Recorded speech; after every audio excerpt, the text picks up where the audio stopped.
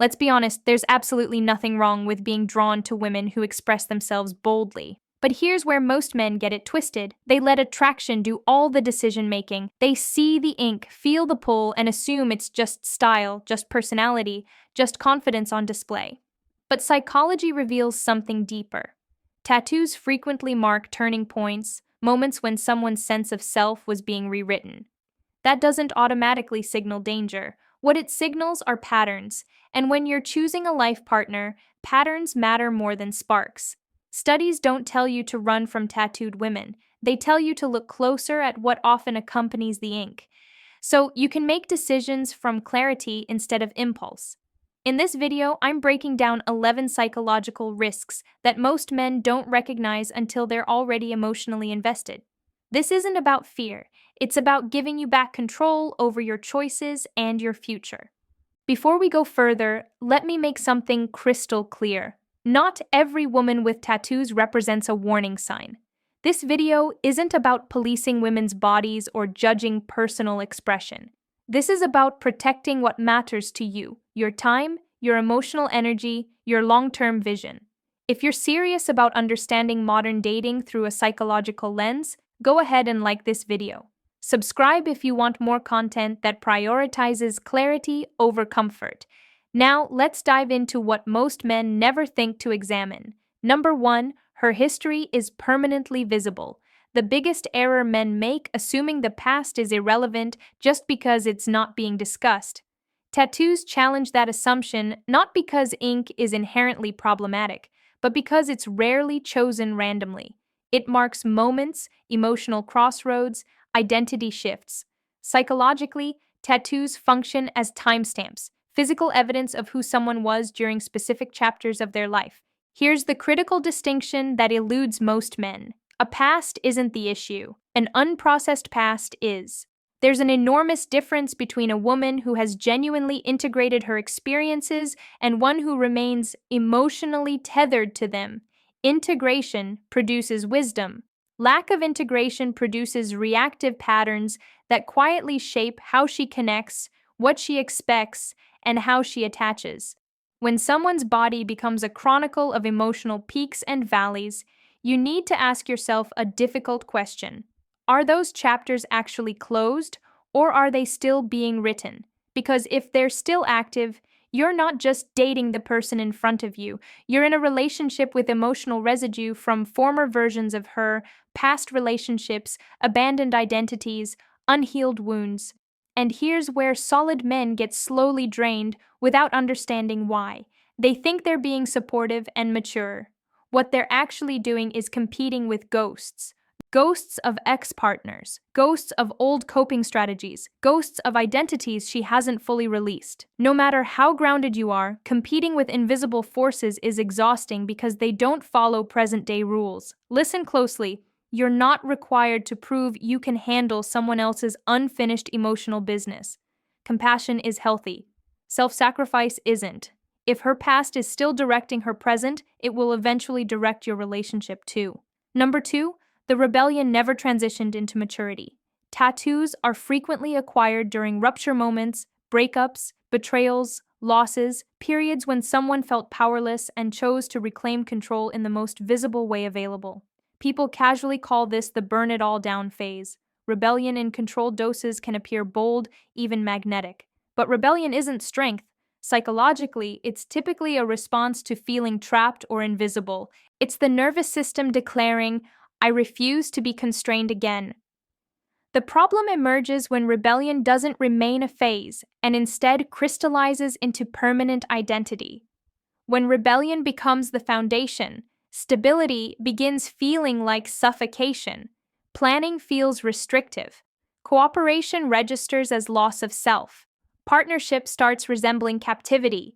This is where value conflicts quietly form. Most men watching this are builders. You think in trajectory, direction, compound growth.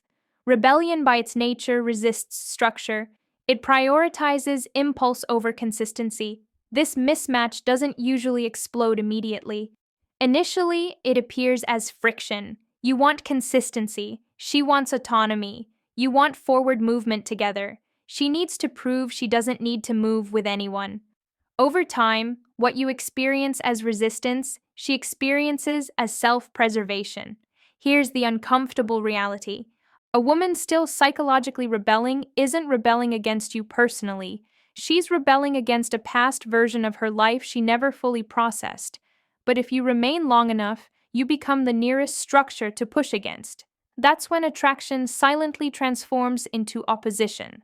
Number three, constant visibility creates constant noise. Tattoos don't exist in isolation. They attract eyes.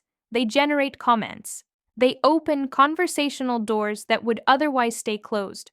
For certain women, that visibility feels energizing. It reinforces identity and confirms presence. Being seen becomes part of how they emotionally regulate. Here's what men underestimate: if you value discretion and a low noise existence, dating someone who constantly draws attention fundamentally changes your environment. You're no longer just a partner, you're sharing psychological space with an audience. Even when nothing crosses boundaries, the background noise never fully disappears. Psychologically, this creates two paths. In one, attention is simply neutral feedback. It doesn't define her worth or steer her behavior. In the other, attention becomes fuel, something she unconsciously seeks when feeling bored, uncertain, or emotionally flat. That's where validation dependency quietly develops. This isn't jealousy, it's energy awareness. A woman who is internally grounded doesn't require constant external reinforcement. A woman who isn't will feel unstable when the spotlight dims. When attention becomes emotional oxygen, intimacy with one person often feels insufficient. For men who lead structured lives, this dynamic drains without creating drama. You start sensing her nervous system comes alive more in public than in private.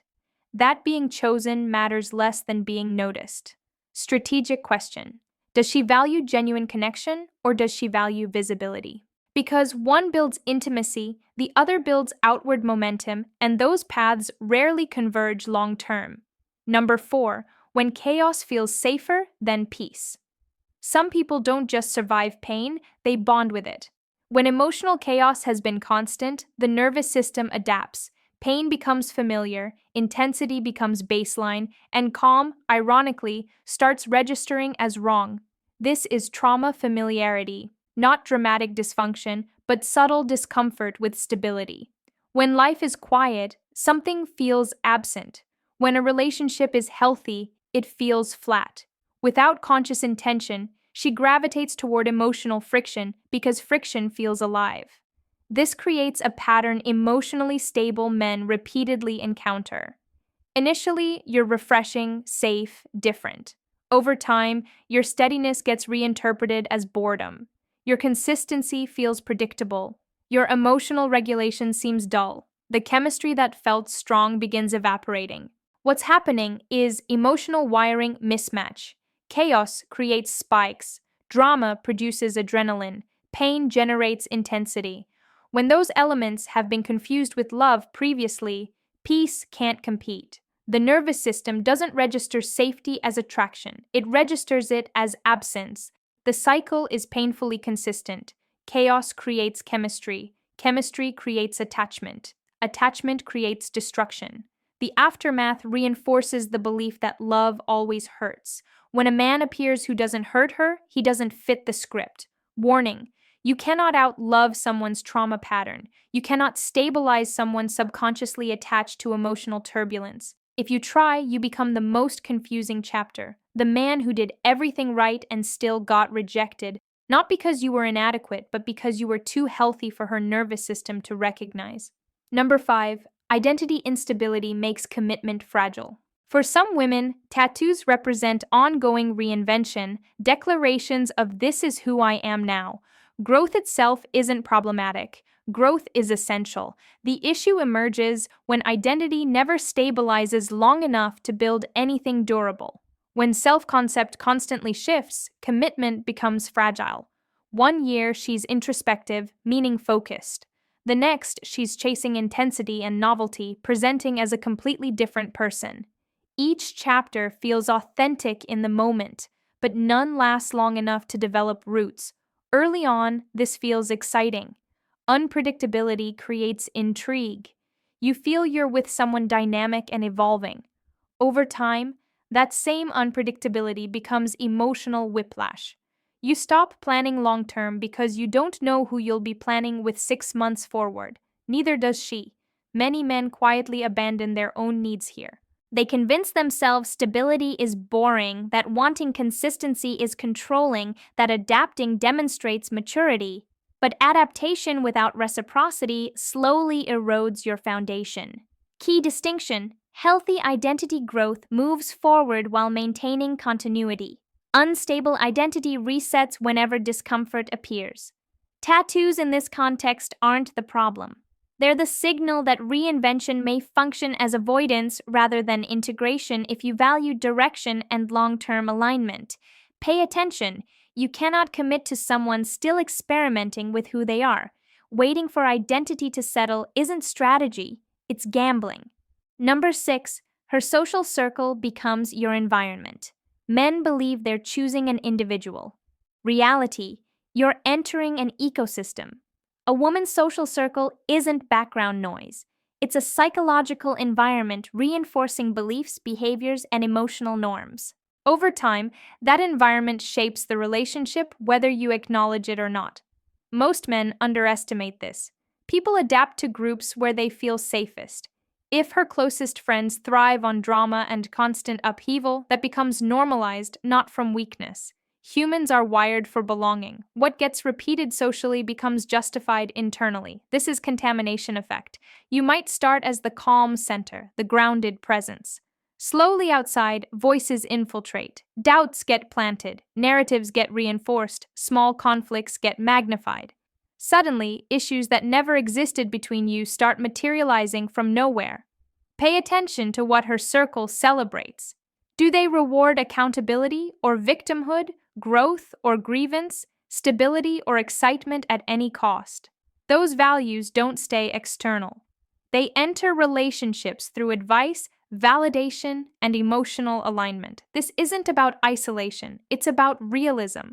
If the tribe views men as disposable, relationships as temporary, and chaos as entertainment, love doesn't stand much chance. Not because you didn't try hard enough, because you outnumbered. Truth most men learn too late. You can be emotionally healthy and still lose a relationship if the surrounding environment is toxic.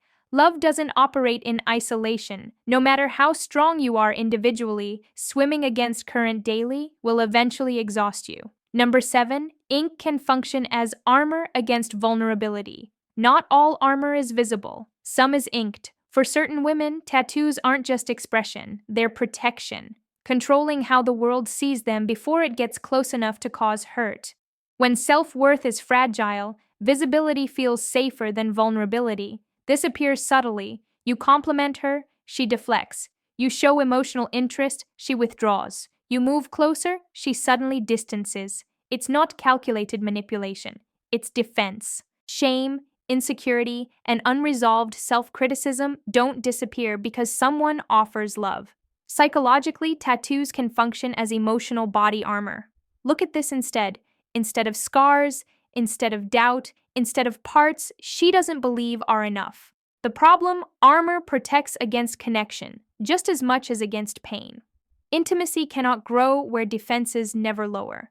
Many men slide into a dangerous role unknowingly. They become the supporter, the reassurer, the fixer. They give more patience, understanding, emotional labor, hoping consistency will heal what's broken. Here's the boundary: support is healthy. Trying to rescue someone from their own self-concept isn't. If she fundamentally doesn't believe she's worthy of love, no amount of love will convince her otherwise. At best, she'll temporarily borrow your validation. At worst, she'll resent needing it. Either way, the relationship becomes unbalanced. You can walk beside someone doing the work.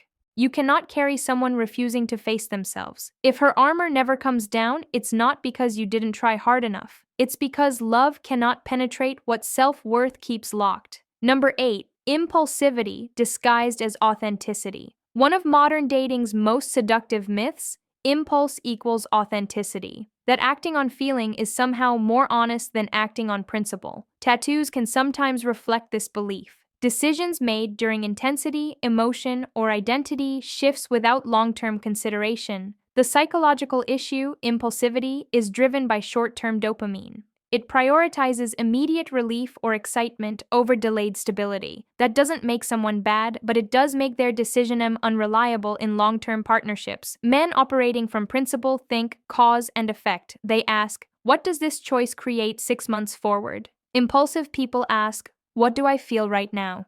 That gap matters because when boredom hits or attraction fluctuates or life becomes repetitive, as it always does, impulsivity seeks stimulation, not solutions. This is where freedom gets misdefined. Healthy freedom includes restraint, the ability to pause, reflect, and choose alignment over appetite. Instability disguises itself as spontaneity when no internal structure holds it together. Pay attention to patterns, not explanations. How does she respond when emotions shift? When discomfort appears? When novelty fades? If choices are consistently made to escape feeling rather than work through it, that pattern will eventually touch your relationship. A man who builds intentionally will always struggle with a partner who lives reactively. Spontaneity can add color to relationships. When impulse replaces principle, commitment becomes fragile, and fragility isn't something you can outgrow. Number 9, identity becomes a psychological test. Most men dislike the concept of tests, but psychological evaluation is part of female mate selection, whether you notice or not. Sometimes subtle, sometimes unconscious, sometimes built directly into identity. Tattoos can function as more than self-expression. They can become an emotional filter. Here's the pattern. If you question them, you're labeled judgmental. If you praise them, you're expected to validate not just the art, but the entire story. If you ignore them, you're inattentive. Regardless of response, you're being measured, not for your opinion, but your reaction. This creates lose-lose dynamics. When emotionally guarded tattoos act as pre-installed filters, critique pushes you out, enthusiasm pulls you into performance, neutrality triggers suspicion.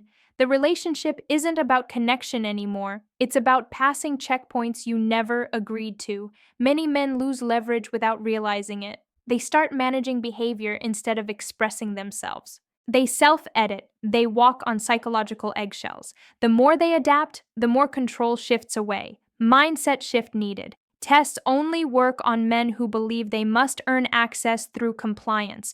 A grounded man doesn't argue with tests. He observes them because constant testing reveals something important. Trust hasn't been established and safety hasn't been internalized. This doesn't mean confronting aggressively. It means you stop playing. You evaluate compatibility instead of auditioning for approval. When identity becomes barrier instead of bridge, intimacy never gets past the gate. Remember, you're allowed preferences. You're allowed to assess fit. Any dynamic punishing you for discernment is already revealing more than intended. Number 10. Hyper-independence masquerading as strength.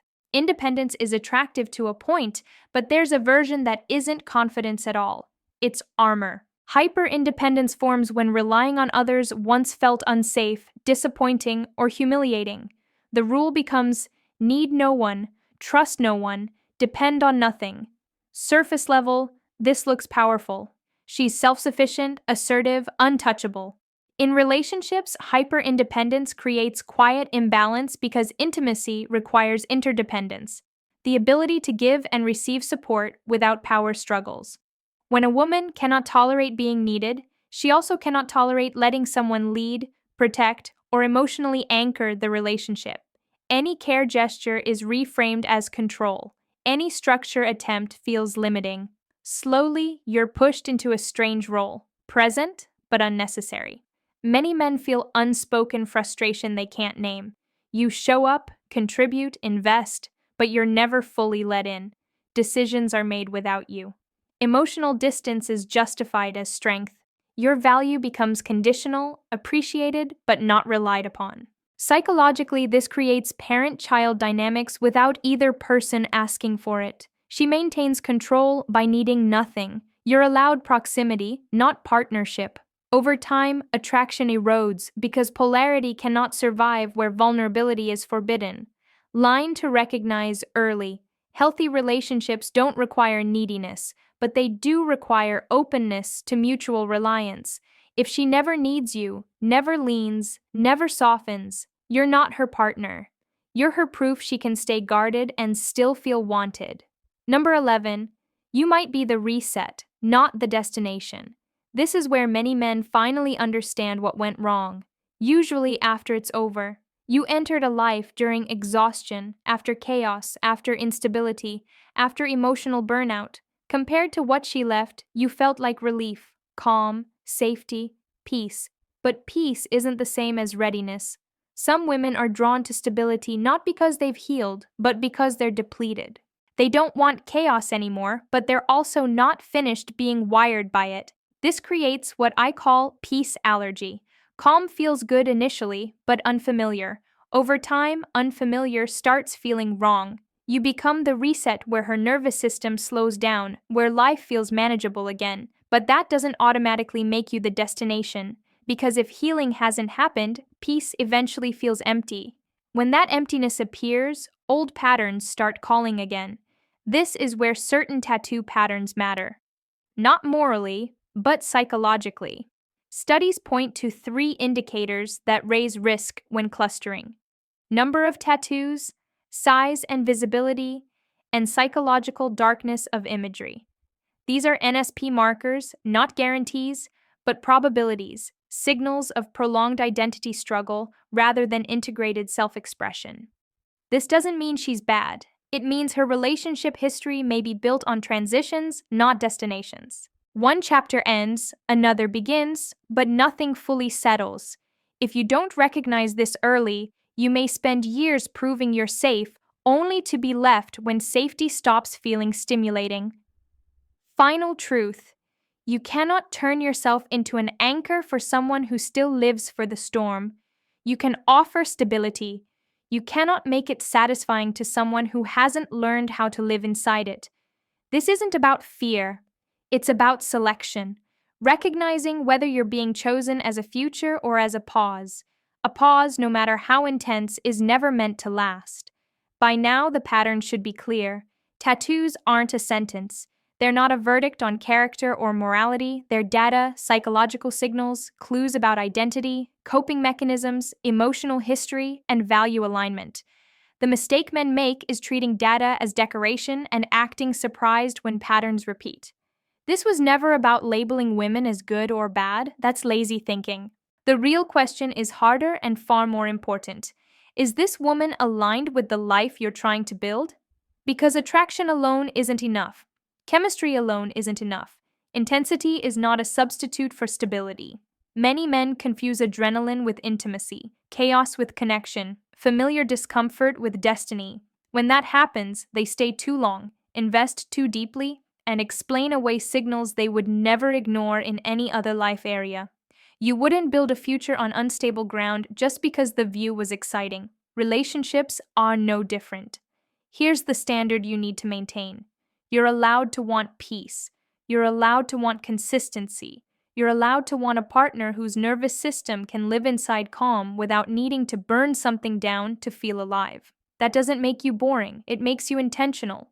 Choosing wisely isn't about fear, it's about self-respect. Knowing your time, energy, and emotional investment are not unlimited resources. The strongest men aren't the ones who endure the most chaos. They are the ones who recognize when something doesn't align and walk away early enough to protect their future.